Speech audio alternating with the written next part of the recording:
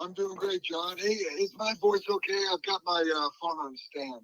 Yeah. To make sure I'm clear. Yep, sounds good. And thanks for having me on the Two-Man Power Trip show. Yes. So as long as you're ready, I'll just do a brief intro and just get rolling. Okay, let's try it. Let's do it. All right. Joining me right now on the line is a 6-time All Japan Pro Wrestling Tag Team Champion. You may know him as Johnny Ace. He is, of course, Mr. John Laurinaitis. Welcome into the Two-Man Power Trip. How you doing? I'm doing great, John. Hope all you and your audience are doing well. So you got a huge show, one of the biggest shows and conventions of the year coming up March 14th in Chillicothe, Ohio. Tell us all about March Madness coming up. Yeah, March Madness is going to be historic in the sense that it's actually my first ever public appearance for a company. And part of the reason I'm doing that is because it's kind of just ironic that the Road Warriors are going to be inducted into the Ohio Professional Wrestling Hall of Fame. And actually there's a match, a tribute to the Road Warriors. So it's kind of nice that my first appearance is going to be actually something that is honoring my brother. Yeah, how do you feel about that? That's pretty damn awesome that, that they're going into the whole thing, getting their just due, if you will. Yeah, I totally agree. And I may be biased, but I think the Road Warriors are probably the greatest tag team of all time. And I think a lot of other tag teams that came up after them emulated them, which was a form of flattery because, they were pretty much the first with the paint and the style and the rough shot. And, it just was a very cool gimmick at the time. And to watch my brother Joe and Mike grow as they did through the industry was something I was very proud of. Also pretty interesting to note that your other brother will be there as well. Mark will be there, the Terminator, making his first appearance. Yeah, and a lot of people don't know a lot about the Terminator. It's funny, when Joe got in the business and he was part of the Road Warriors, he stayed mainly in the States. When I got into the business, I gravitated a little bit in the NWA and WCW, but more to Japan. And my brother, the Terminator, Mark, he really gravitated over to like South Africa, Japan, Austria. He had a little run in WCW, as I believe they changed his name to Fury, part of the Minnesota Wrecking Crew, so to speak. But basically, he did most of his work internationally, working for like Otto Vance and Paul Lloyd and also Giant Baba for All Japan. But I tell you one thing a lot of people don't know, he was part of a tag team or a group in the new NWA called Devastation Incorporated, and he was managed by Skandar Akbar. It was the Terminator, Black Bart, and Angel of Death versus the Freebirds in the Cotton Bowl, which is one of the highlights of his career, getting to work against, Buddy and Michael and Terry Gordy, of course. Wow, yeah, that is awesome. Didn't you trying to remember back about that? That is true. That is a great little tidbit there. It is interesting that he kind of doesn't get maybe his just due, or maybe he hasn't been remembered as much, obviously because of you and because of Animal, but it's just crazy that he kind of gotten forgotten about a bit. Well, I think what Mark did is he went for his run internationally, and then after he did his own run internationally, I think he just decided that he wanted to step out of the limelight, step out of the business, and pursue different things like graphic design. He was obviously very, very artistic as a kid, and his real love was like graphic design and drawing. When you look at, obviously, big shoes to fill too, when you're following up with Road Warrior Animal. I mean that's got to be arguably some of the biggest shoes to fill because of just the Road Warriors and the Road Warrior pop and the mystique and the aura and the legend of the Road Warriors. Yeah, it is. It's hard to live up to, but I'll tell you, as brothers, we were very supportive of each other. And, it was really cool. One year in Japan, I think it was 1988, the Road Warriors were on the tour. I was on the tour, and my brother Terminator were on the tour. We actually wrestled for the first time ever and the last time in a 6-man for All Japan. It was Road Warrior Animal, Johnny Ace, and the Terminator versus Jumbo Cerudo, Yatsu, and the Great Kabuki. Nice. Look at that. Wow. And obviously, you know Japan very well. Spent many years in Japan. You know Japan like the back of your hand, I'm sure. Yeah, I spent about a good 12 years in Japan. I think I've been on 72 tours in and out of Tokyo. One of the highest ranked behind like a Stan Hansen or an Abdullah Butcher or something like that. But I think I'm number 4 on the list for gaijin, they call us, going to Japan. Man, crazy. When you look back to like the 4 pillars, if you will, of all Japan, Dr. Death, Hansen, Brody, the Funks. I mean, at one point, it's got to be up there. And if it's not, it's definitely close. One of the greatest rosters in the history of professional wrestling. Yeah, the 1990s was very strong for All Japan at that time. I'm telling you, on this March Mayhem, which is going to be at OUC Shoemaker Center on March 14th, they've got the tribute match, The Powers of Pain, with Paul Ellering, which is, of course, everybody knows Warlord and Barbarian, versus Heath Slater and Rhino, which I think that's going to be a great match. And to give a little Japanese flavor to that night and that event, the great 𝐓𝐷𝐘𝐒 is in a triple threat versus a young up-and-coming kid that I know Bobby Fulton is trying to help out of England called Brian Huff, versus a guy named Jake Omen, who wrestles all over the world. So I think that there's 2 matches I'm really interested in seeing, and those are probably the top 2. I like that. Nice. And then funny, before I said March Madness, I'm thinking of the basketball tournament. Obviously, it's March Mayhem at the yes. Shoemaker Center in Chillicothe. Also, by the way, just to throw it out there, TICS, WCPTW.com to get the TICS. What else are you looking forward to? Like, what other legends are you looking forward to seeing? Who else are you looking for? Because there's a lot of big names, a lot of rare names coming up on that list.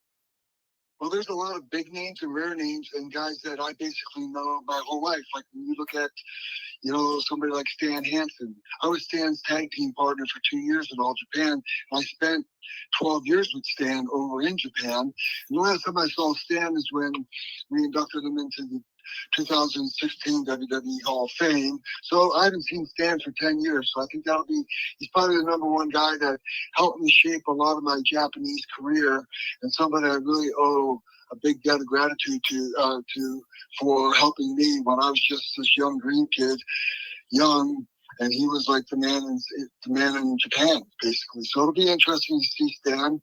Also looking forward to seeing Warlord and Barbarian. Cal Bloom's, Wayne Bloom's son, and Cal was in our developmental system in Orlando for a while. And Cal also played football with my younger son, Zach, at University of Central Florida. So it'll be nice to see Cal.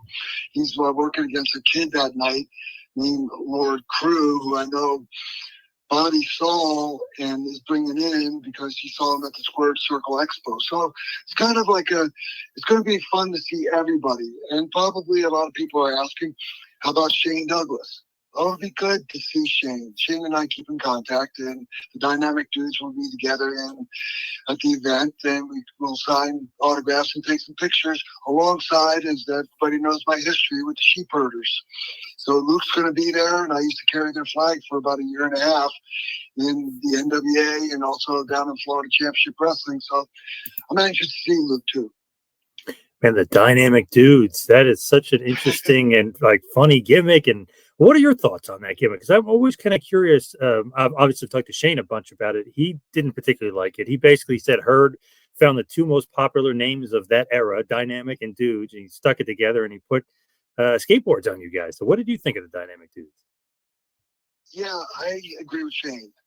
Jim Herd wasn't really a wrestling guy, and Shane and I, when he told us that, they went with the 2 popular names. The Dynamic Dudes was okay, but then they kind of threw us into skateboarders, which realistically, he was from Pittsburgh and I grew up in Philadelphia, so not much skateboarding going on there.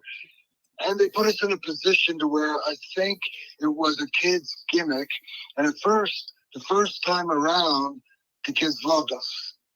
But then by the second time around, when we were playing places like Philadelphia and New York and the Northeast, they hate surfers, they hate skateboarders, they hate guys from the West Coast. And plus, I think they all kind of figured out we weren't real Beach Boys. Yeah. The thing is, though, it's like, man, what did they think? If you guys really can't skateboard, if you're really not, you know what I mean? You can't put guys in gimmicks just because it's a popular name at that point, you know? Yeah, and I'll tell you what, I think they missed the boat because Eddie Gilbert at that time was in WCW, and he went to Herd and said, Jim, give me the dudes. I will make them the biggest heels you guys will ever see. And Jim Herd said to him, which I'm sure Shane told you, Jim Herd said, you can't make them heels. They're too good looking. Which is, could you imagine if we turned heels with Eddie Gilbert as our mouthpiece? Awesome. It would have been great. Yeah. Eddie, one of the all-time greats. He is one of the all-time greats. And I'm telling you, I'm really looking forward to doing this first appearance. A lot of people don't know this, that when Big Time Wrestling reached out to me, I'm good friends with Bobby Fulton for, 22, 25 years. He and Tommy Rogers were on the All Japan tours with me and stuff like that. And I just felt like it was a sign for me that if I was going to do an appearance with the Road Warriors being tributed and getting put into the Ohio, Pro Wrestling Wrestling Hall of Fame, and also, my brother Mark being there too, the Terminator, it just was a special time for me to come out and actually meet some people and get to see my fan base, and the fan base is out there. Also, another All Japan guy that's there, and I literally just talked to him last week. Great guy. Him and his brother were dominant for a while there in All Japan, and that's Joe Malenko. He'll be there too, and he's got a seminar too. Yeah, he's got a seminar up by Columbus, and Joe Malenko and Dean. God, we had some fun on the tours with those guys because those guys can wrestle. I mean, those guys can take you and put you in 10 different holds without you knowing how you got in a hold. Yeah, and they're great guys, and Joe and Dean would always. We had some great technical teams, like we would have the Fantastics, we would have you would have the Malenkos, you'd have Furnace and Crawford, and all those guys were great technicians in their own right. So yeah, I'm really looking forward to seeing Joe again too. Man, I think he was just when I was talking to him, he was training JBL earlier in the day. So he's even got guys that he's training that have been in the business for 30 years that they still rely on him to, train and stuff like that. So it's pretty amazing. It is amazing. I'll tell you, if anybody can train anybody, it's the Malenkos, believe me. I used to go down to their school when I was first starting because I was friends with Dean just to see. And it's not a joke. It's a great school, and Joe's a good teacher, and he's very patient. Yeah, it's one of the things where obviously he learned from Boris, he learned from his dad, but he also learned from guys like Karl Gotch and my God, like the who's who of the legends of yesteryear. Yep, and I'll tell you one other reason that I think it's going to be fun to go back to Ohio. I don't know if you know this, but my nephew James, which is Joe's brother, Ohio State boy, linebacker coach for Ohio State. Nice, and he was a great player for the Rams. And a great player for the Rams. He also played for the Saints for 1 year, but now he's a linebacker coach. And Ohio's always had a special place, especially when he was playing ball. I would go to the shoe a lot and watch a lot of the games. Nice, that is cool. And obviously his dad being one of the all-time greats too. It's amazing, and it kind of leads me to thinking about like the future. Obviously, one generation to the next. What do you think about the future of big time wrestling? Because Bobby Fulton's even got his son involved. Yeah, and I'll tell you, I think the way big time wrestling, and I've had discussions with Bobby and Dylan, and what they're looking to do is make it a place to be, so to speak. And in other words, there's ideas of maybe having international talent come in, having more high profile names come in, and I'm really looking forward to their future and hoping that somehow I can be part of that, whether it's behind the scenes or help them with promoting and stuff like that, because I think the more places for talent to work, the better opportunity is for the business. And I don't know if everybody realizes this, but I've ran the developmental system for WWE for 20 years. So my one love is to help and develop and groom young talent. And that's what I think is the strategy for big time wrestling now, is to find younger talent and develop them into the stars of tomorrow. If there is no more younger talent, obviously you know this better than anybody, then there is no future of the business. You keep having to have that next guy. Like after Cena, then you have Reigns, and then after Reigns, who's that next guy? I mean, right? I mean, it just continues on and on. You have to think that way. Yeah, that's true. You have to look for the future because the future is coming up pretty fast because time is not stopping. That is true. And I wanted to ask you this because it's so fascinating because I see DDP obviously is a part of March Mayhem. He'll be a part of Saturday, the March 14th in Chillicothe, Ohio. He's got the diamond cutter, but we all know the originator is you, the Ace Crusher. Where did that come from? Did you ever imagine that move would become so popular? Obviously, the RKO is a version of it. Sol Ruka's Soul Snatcher. What about the Ace Crusher? Where does that come from, and kind of how did you invent it? Well, to be honest, I got to give credit to Barry Windham. I used to hang out with Barry Windham when I was first starting, and Kendall Windham. Kendall and I were good friends. And Barry said to me one day, we were just sitting around the apartment, he goes, Ace, you ever try a neck breaker, but front face? I said, a front face neck breaker. I said, interesting, Barry. So a couple of the live events when I was just starting out for the NWA at that time, back in 1987, I tried it a few times, and I couldn't figure out how to tell a guy to kick his feet out and just land on his belly. So we were in my first tour of All Japan, and the referee came up to me and said, Johnny, son, you over, what's your finish? And I was tag teaming at that time with a young kid at that time, the Z-Man, Tom Zink. And Zink says, we'll get back to you. So bottom line is, he said, what do you do that nobody else does? I said, I do this front face neck breaker that I tried in some live events. I think I could use that as a finish. So at my first match in Japan, we wrestled a Japanese team, and I hit that move, and the crowd went wild because they've never seen anything like it. So as we're running down the steps in Korakuen Hall, which is world famous, there's about 30 Japanese wrestlers there, and 30 Japanese reporters. And one of the reporters came up to me and said, Johnny, son, I'm a friend of your brother, Animal. What's the name of your finish? And I said, I don't have one. He said, can I name it? I said, what would you name it? He said, Ace Crusher. I said, sounds good to me. And that's how the Ace Crusher was born.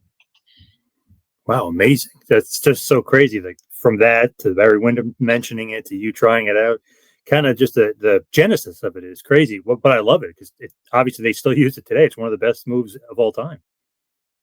Yeah, and it'll be fun to see Paige. Paige and I have been great friends. And of course, I helped Paige. I gave Paige an idea of how to do that. I was driving down from Minnesota one day, and he and I and Eric Watts went to the ring, and he was trying to show me some finishes, and I said, use my finish. I'm never coming back to the States. It doesn't look like I'm going to. I'm happy in Japan. And I showed him the Ace Crusher, and then he developed the Diamond Cutter and kind of made it his own. And really, the Diamond Cutter is part of an Ace Crusher, but it got so much more publicity than I ever did. Is that something where you have to give him the move rather than the guy stealing it? You know what I mean? Like, I know Randy Orton asked DDP to use it, and DDP says, well, I got it from Johnny Ace. Johnny Ace's move. So, of course you can use it. Is that the way it goes? And Randy asked me. Oh, Randy did. Oh, okay. Awesome. Okay. Yeah. Randy asked me if he could use the move, and I said, yeah. And you know what? Because I don't know, I never saw myself coming back to the States to work, so to speak. So the Ace Crusher lives on, and now you see Sol Ruka doing it. She didn't ask, though, right? I mean, that's just a different version of it. Yeah, it's a different version of it, and like the 3D and all that kind of stuff. It's all good. And hey, if I could help other talent in some way move forward, that's great. Forgot to mention this, though. Also, there is a Legends dinner with the Legends, once in a lifetime experience. Will fans actually have dinner and conversation? Are you looking forward to that? That's an interesting thing. I am looking forward to that, and I think that is a great promotion by Big Time Wrestling to promote that you can have dinner. When you do appearances sometimes and you do Q&As, it's not that personal. It's you ask a question, the question's answered. But when you're sitting down at a dinner, it's kind of like sitting down with part of the family, right? And the wrestling fans are part of the family. Without the wrestling fans, there are no wrestlers. So to be able to sit down with some of these legends and on a one-on-one basis and just kind of ask them casual questions and favorite things. You can't buy that. That's just an experience that is very rarely ever done. And I was very surprised when Big Time Wrestling said, well, we're going to have a Legends dinner too, where you're going to sit and I was all for it. I think if I was a wrestling fan growing up in today, I would love to be able to talk to like a Stan Hansen or a Barbarian or a Warlord or a DDP or a John Laurinaitis or, Terminator even. Whoever's going to end up being at the dinner. It's just an experience you just can't get. Very cool. And obviously the Road Warriors being in the Hall of Fame. What is the legacy you think of the Laurinaitis family? Doesn't quite get mentioned up there with the legendary Rhodes family or the Funks. What do you think about the legacy of the Laurinaitis? Well, that's what's funny is my Terminator always says to me, you know what, John? Someday they're going to do a movie of us, because when you think about it, the Road Warriors were the top tag teams in the world. John Laurinaitis or Johnny Ace was not only one of the top wrestlers in the All Japan era in the 90s, but then Mr. Laurinaitis' character was popular in WWE. And then you also went from working behind scenes in All Japan to going behind scenes with WCW and working for WCW, and then going behind scenes with WWE and working directly for WWE in talent development and talent relations. That there's a story there. And even with my brother Mark going internationally with his career and some of the matches he's had, and like down in Sun City and stuff like that, it's a made movie already. Big time. Totally agree. And I just got to, as we're wrapping up, I got to mention this as well. Great match. One of the possibly greatest tag matches of all time. Don't know if you'll remember this, but Misawa and Kobashi, arguably two of the greatest ever, versus you and Steve, Dr. Death Williams, almost 31 years ago. When this will be happening, it'll be March 4th of 95. I don't know if you remember that match. Amazing tag match. I do remember that match. And I remember, I loved working against Misawa and also Kobashi.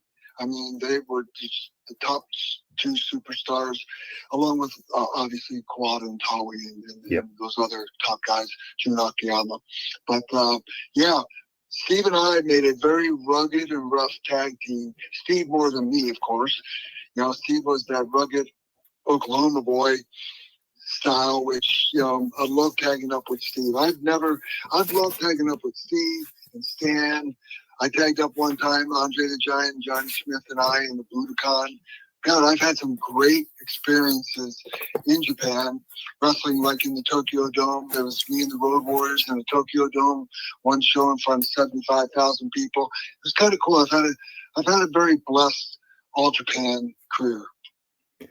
Now, of course, got to mention March Mayhem, which will be March 14th. World Classic Professional Big Time Wrestling, of course, will be a huge part of that. You can go to btwtix.com for more. Give us one last big push for the big show in Chillicothe, Ohio on the 14th.